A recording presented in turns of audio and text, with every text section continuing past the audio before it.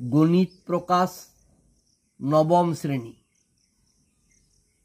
পাতা 198, 14 অধ্যায়ের সম্পাদ্য চতুর্ভুজের সমান ক্ষেত্রফল বিশিষ্ট ত্রিভুজ অঙ্কন।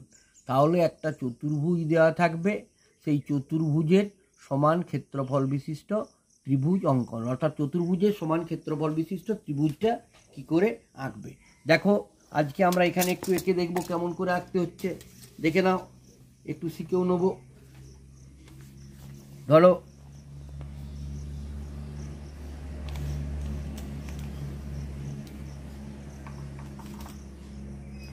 প্রথমে একটা চতুর্ভুজ দেওয়া আছে, বা চতুর্ভুজ একটা আঁকলাম, কোনো মাপ দেওয়া নেই।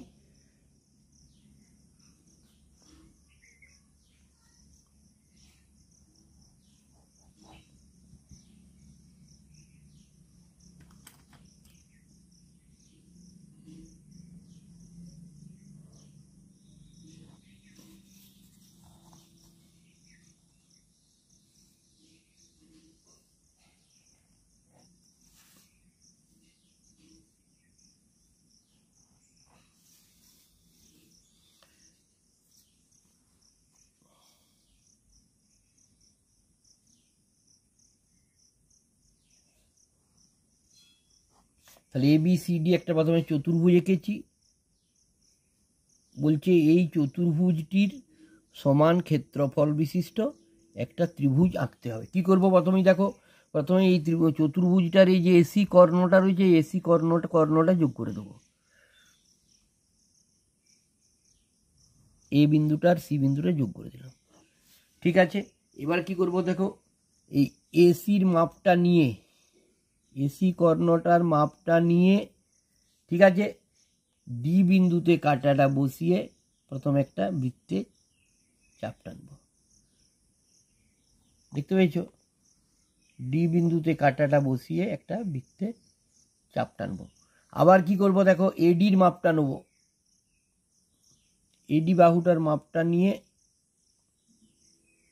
সি বিন্দুতে কাঁটাটা বসিয়ে আরেকটা বৃত্তে চাপ টানব। এবার এই দুটো বৃত্তচাপ ধরো এখানে পি বিন্দুতে ছেদ করলো।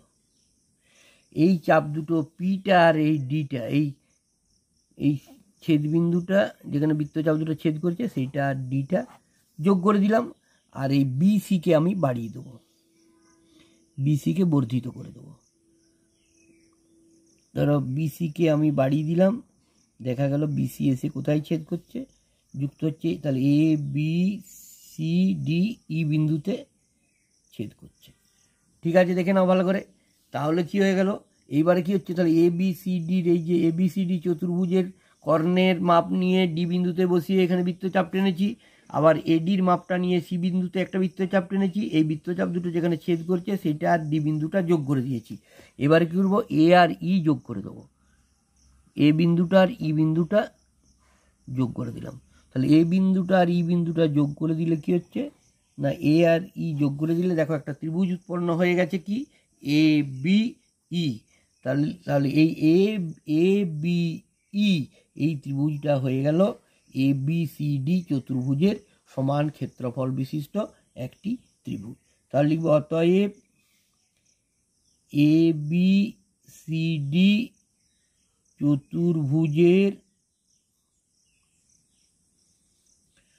সমান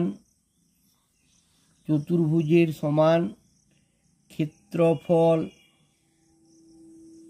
বিশিষ্ট ত্রিভুজ ABE অঙ্কন করা হলো। আশা করি বুঝতে পেরেছো। তো আরেকবার বলে দিচ্ছি, দেখে নাও। প্রথমে কি করেছি না, প্রথমে ABCD একটা চতুর্ভুজ এঁকেছি। চতুর্ভুজ আঁকার পর এই চতুর্ভুজটার এসি কর্ণটা যোগ করে দিয়েছি। এরপর এসির মাপটা নিয়ে ডি বিন্দুতে কাঁটাটা বসিয়ে একটা বৃত্তের চাপ টেনেছি, আবার এডির মাপটা নিয়ে সি বিন্দুতে কাঁটাটা বসিয়ে আরেকটা বৃত্তের চাপ টেনেছি। এই দুটো বৃত্তচাপ পরস্পর পি বিন্দুতে, দেখো দুটো বৃত্তচাপ পরস্পর পি বিন্দুতে ছেদ করেছে, এই পি বিন্দুটা আর ডি বিন্দুটা আমি যোগ করে দিয়েছি। আর বিসিটাকে আমি বাড়িয়ে দিয়েছি, বিসিটাকে বাড়িয়ে দিয়েছি, ই বিন্দুতে ছেদ করেছে, আর এই এ আর ইটা যোগ করে দিয়েছি। তাহলে কি হলো না, এ বি সি ডি চতুর্ভুজের A B C D D চতুর্ভুজের সমান ক্ষেত্রফল বিশিষ্ট ত্রিভুজটা হয়ে গেল এ বি আর ই। আশা করি বুঝতে পেরেছ। ধন্যবাদ, দেখে যাও, আমি সব দেবো।